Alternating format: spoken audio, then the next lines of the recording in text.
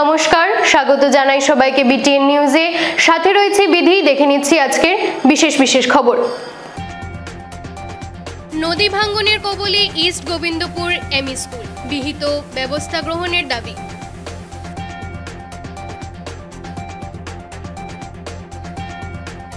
বাংলাদেশের হিন্দু নির্যাতনের বিরুদ্ধে আশ্রম রোড এলাকায় ধিক্কার মিছিল অনুষ্ঠিত।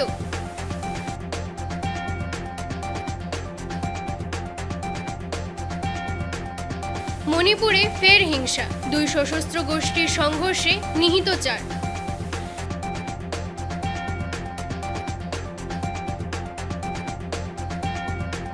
27 দিন পর আদালতের নির্দেশে 3 মার যুবকের মৃতদেহ সমঝে নিল পরিবার।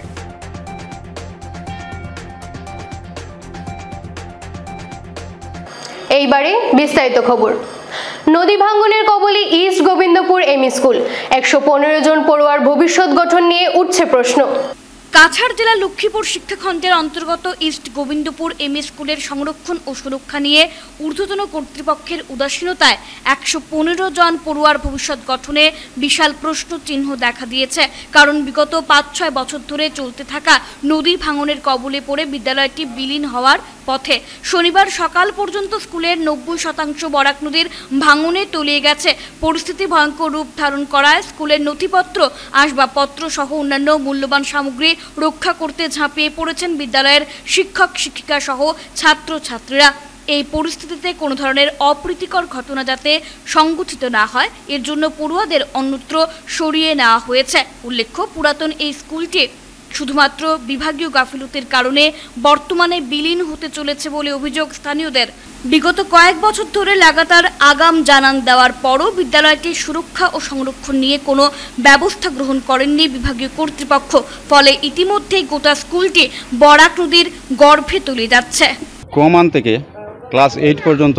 তো আজকে এখানে আরও 3টা ভবন ছিল। আজকে 4-5 বছর থেকে একটা ভবন করবে, ধীরে ধীরে নদী গর্ভে চলে যেতেছে। তো আমরা সবসময় বিভাগীয় কর্তৃপক্ষের সঙ্গে যোগাযোগ করে আসতেছি। বিভাগীয় কর্তৃপক্ষ আমাদেরকে বারংবার আশ্বাস দিতেছেন যে আপনাদের বিল্ডিং গৃহের ব্যবস্থা করা হবে, আপনাদের বিল্ডিং গৃহ ইমিডিয়েট পাবেন। অতঃপর লক্ষ্মীপুরের বিইও ম্যাডাম আমাদেরকে বলেছেন যে আপনারা জমির ব্যবস্থা করুন। আমরা 12 কাঠা জমির ব্যবস্থা করেছি। প্রায় 2 বছর হয়ে গেছে আমরা জমির ব্যবস্থা করার, কিন্তু আজ অবধি বিভাগীয় কর্তৃপক্ষ কোনো পদক্ষেপ নিচ্ছে না। এহেন অবস্থায় আমরা একটা টেম্পোরারি শেড নির্মাণ করে কিছুদিন পাঠদান করেছি। এখন যে এই শেডটাও ভেঙে গেছে, তাই আমরা স্কুল ম্যানেজিং কমিটি, অভিভাবক এবং শিক্ষক মণ্ডলীকে নিয়ে একটা মিটিংয়ে বসেছিলাম। সেই মিটিংয়ে ডিসিশন নিয়েছি আমরা 2-1 দিনের মধ্যে আরও একটা টেম্পোরারি শেড নির্মাণ করে তো পড়াশোনা চালিয়ে যাব। বিগত 5-6 বছর থেকেই চলে, কিন্তু মারাত্মকভাবে আকার ধারণ করছে এটা 2022 সালের ফ্লাডের পর থেকে। তো ফ্লাডের সময় এটা মারাত্মকভাবে একটা বড় বিল্ডিং আসলে ওইদিকে, ওইটা গেছে গিয়ে তারপরে পার্ট হয়ে এরকম যাইতে আসে। তো বর্তমানে আমরা ক্লাস করা প্রায় ইম্পসিবল এখানে।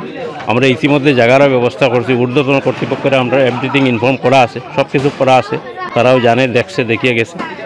তো বর্তমানে আমরা ঊর্ধ্বতন কর্তৃপক্ষের কাছে ওইটাই রিকোয়েস্ট করছি যে আমরা বিল্ডিং গ্রান্ট দেওয়া হোক এবং আমরা এইখান থেকে গিয়ে যে স্কুল শিফট করা হইতো, কারণ এখানে সম্ভব না, এই পর্যায়ে আছে। এবং যতটুকু খবর পেয়েছি যে আমরা নামে বিল্ডিং গ্রান্ট অলরেডি আছে, কিন্তু এখনও আমরা হাতে আইছে না।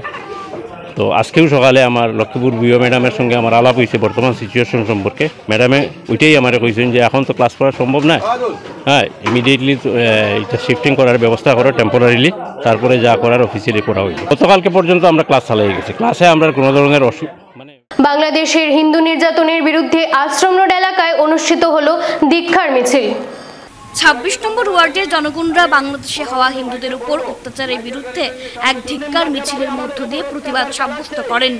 শনিবার সন্ধ্যে থেকে শিলচর পৌরসভার অধীনে থাকা 26 নম্বর ওয়ার্ডের নাগরিক প্রায় হিন্দু সম্প্রদায়ের শতাধিক পুরুষ ও মহিলারা একত্রিত হয়ে আশ্রম রোডের বিষ্পুতি থেকে কলেজ রোড বাজারের সম্মুখে এসে এই ধিক্কার মিছিলটির সমাপ্তি ঘটে।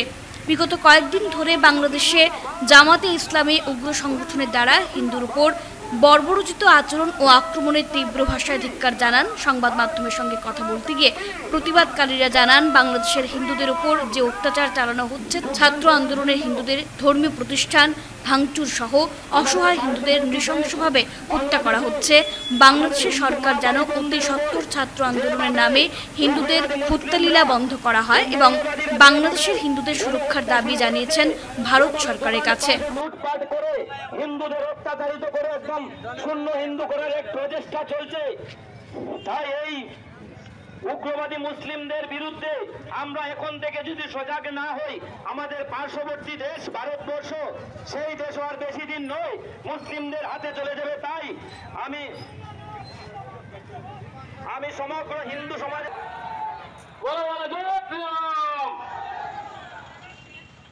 भारत माता की, भारत माता की, भारत माता की जय श्री राम, जय श्री राम।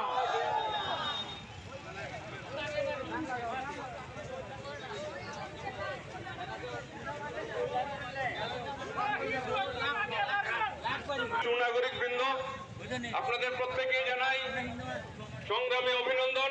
আপনারা দেখতেই পাচ্ছেন আপনাদের আমরা আজকের এই ভিক্ষার মিছিলের আয়োজন করেছি। এর দ্বারা অন্য কাউকে আঘাত করা নয়, কিন্তু যেসব নিরীহ হিন্দুরা বাংলাদেশে প্রতিনিয়ত এই ধর্মের নামে কোনো আন্দোলনের নামে যেভাবে অত্যাচারিত হচ্ছে, যেভাবে তাদের বাড়িঘর লুটপাট করা হচ্ছে, অগ্নিসংযোগ করা হচ্ছে, তাদেরকে হত্যা করা হচ্ছে, মঠ মন্দির আগুন জ্বালানো হচ্ছে, এর বিরুদ্ধে আমরা একটা প্রতিবাদ করতে চাই।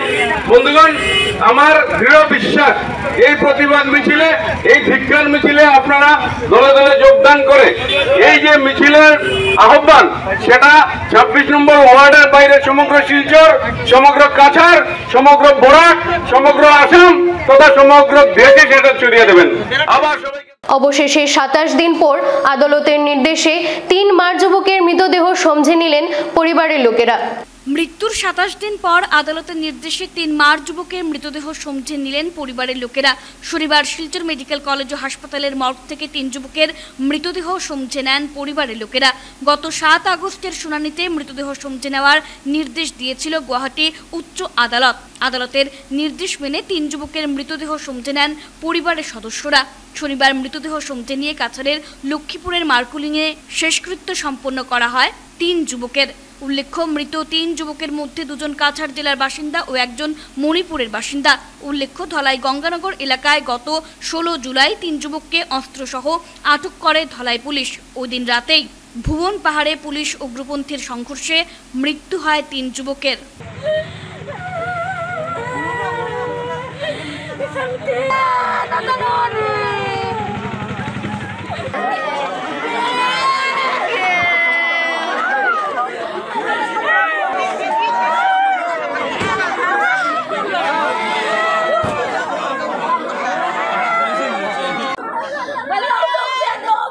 हम लोग हाई कोर्ट से ऑर्डर मिला है, वो डेड बॉडी केस जो चल रहा है हम लोग का एविडेंस हो गया है, इसलिए ये लाश हम लोग लेके इधर हम लोग का कस्टमरी जैसा बरेल किया है। केस हाई कोर्ट पे चल रहा है। हम लोग आशा है वो जस्टिस मिलेगा। उन लोग का फेक एनकाउंटर का इसका बारे में अभी सब एविडेंस है और कोर्ट हाई कोर्ट से भी ये हम लोग फुल कॉन्फिडेंस है वो जस्टिस देगा। तीनों लड़का का जोशुआ भी है, ललबेकुंग और लल्लुंगो है, तीनों का एक साथ किया गया। एक साथ में जो एक साथ में वो लोग फेक एनकाउंटर भी दिया है, वो तीनों हम लोग लेके इधर में हम लोग का कस्टमरी लॉ में इधर बारियर किया है। ফের উত্তপ্ত প্রতিবেশী রাজ্য মণিপুর, 2 সশস্ত্র গোষ্ঠীর সংঘর্ষে নিহত 4। প্রতিবেশী রাজ্য মণিপুরের টংনৌপাল জেলায় ফের পরিস্থিতি উত্তপ্ত হয়ে উঠেছে। শুক্রবার সকাল 8টা নাগাদ এলাকার মলনই এবং মল্লম গ্রামে 2 গোষ্ঠীর মধ্যে সংঘর্ষ বাঁধলে গুলির লড়াইয়ে 4 জনের মৃত্যু হয়েছে বলে জানা গেছে। ঘটনার পর মণিপুর পুলিশ ঘটনাস্থলে পৌঁছে মৃতদেহ উদ্ধার করেছে। এদিকে ঘটনাকে কেন্দ্র করে টংনৌপাল সদর পুলিশ তদন্ত শুরু করলেও নিহত ও আহতদের প্রকৃত সংখ্যা নিরূপণ করতে পারেনি। মণিপুর পুলিশ ঘটনাস্থলে শিবির করে তদন্ত শুরু করেছে। এদিকে মুখ্যমন্ত্রী এন বীরেন সিং ঘটনার তীব্র নিন্দা জানিয়েছেন। শিলচরের বেহাল সড়ক অবিলম্বে সংস্কারের দাবি জানালেন ভুক্তভোগী জনগণ। শিলচরের বিভিন্ন স্থানে রাস্তার অবস্থা বেহাল, বিশেষ করে হাইলাকান্দি রোড, হাসপাতাল রোড, ন্যাশনাল হাইওয়ে সহ বিভিন্ন স্থানে রাস্তার অবস্থা বেহাল, যার দরুন প্রায় দুর্ঘটনা ঘটছে। প্রতিদিন কোনো না কোনো স্থানে দুর্ঘটনা ঘটেই চলেছে। এতে আহত হচ্ছেন যাত্রী সহ চালকরা। শহরের হাইলাকান্দি রোডের গ্রিন হিলস হাসপাতালের সামনে বিশাল গর্তের সৃষ্টি হয়েছে। শহরের বেহাল রাস্তা সংস্কারের কোনো উদ্যোগ না নেওয়ায় ক্ষোভ প্রকাশ করলেন ভুক্তভোগী জনগণ। ক্ষুব্ধ জনগণ জানান, শহরের ব্যস্ততম রাস্তা সংস্কার না করার ফলে চরম দুর্ভোগ পোহাতে হচ্ছে জনগণদের। দুর্ঘটনার শিকার হয়ে আহত হচ্ছেন অনেকেই। অবিলম্বে বেহাল সড়ক সংস্কারের দাবি জানান তারা। বিকাশ থাকলেও আপনার মানে মারিলে তো ওরকম হয়ে গেছে। এটা হলো শিলচর মেডিকেল রোড, এখান থেকে পেশেন্ট লইয়া যাইবার সময় এখানে আইয়া 1 ঘন্টা দাঁড়াইতে লাগে। পেশেন্টের অবস্থা কীরকম হয়েছে, আমরা অনুরোধ হইল জলদিতে ইমিডিয়েটলি রাস্তাটা এখানের রাস্তাটা ঠিক করে দেওয়া হোক।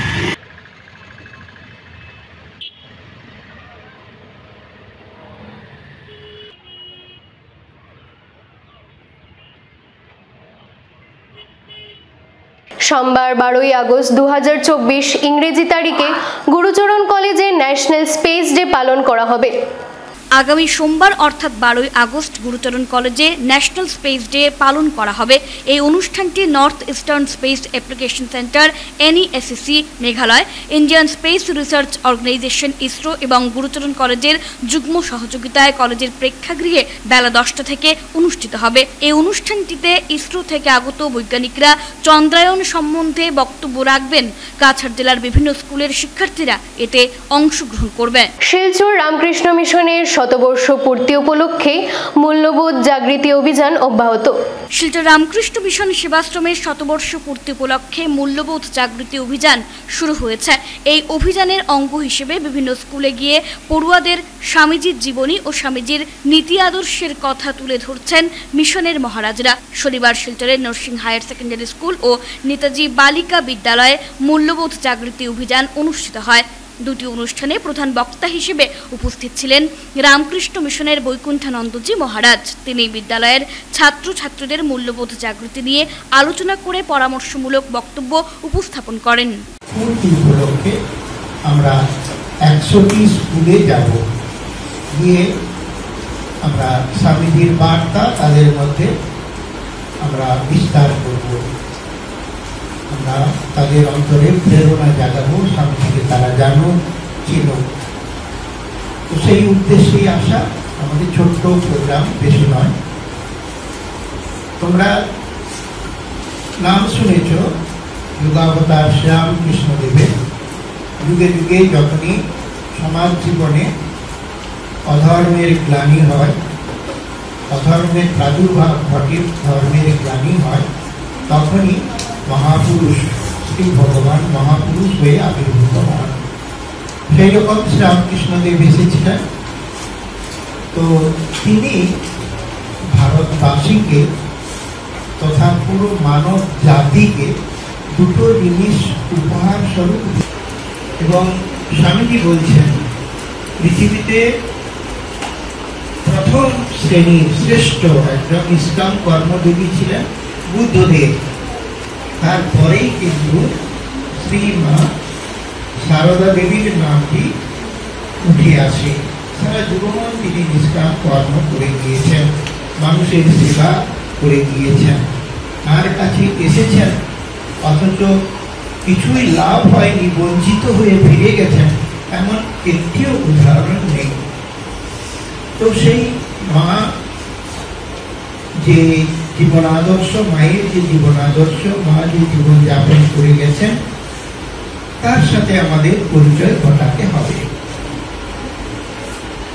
দ্বিতীয় যে উপহার সেটি হলো স্বামী বিবেকানন্দ।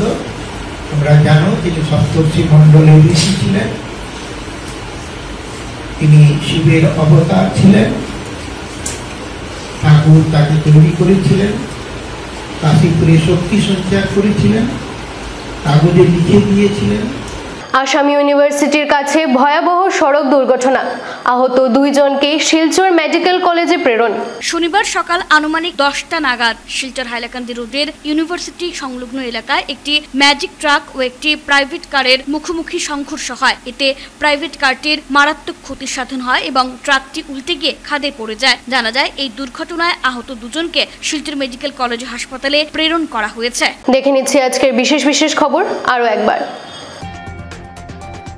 নদী ভাঙ্গনের কবলে ইস্ট গোবিন্দপুর এমই স্কুল, বিহিত ব্যবস্থা গ্রহণের দাবি।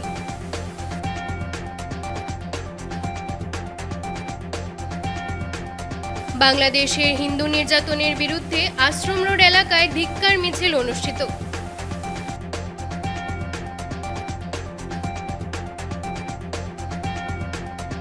মণিপুরে ফের হিংসা, 2 সশস্ত্র গোষ্ঠীর সংঘর্ষে নিহত 4।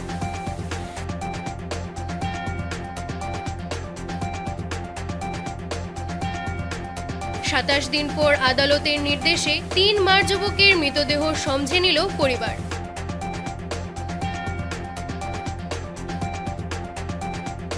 আজকের মতো বিটিএন নিউজ এই পর্যন্তই। ধন্যবাদ।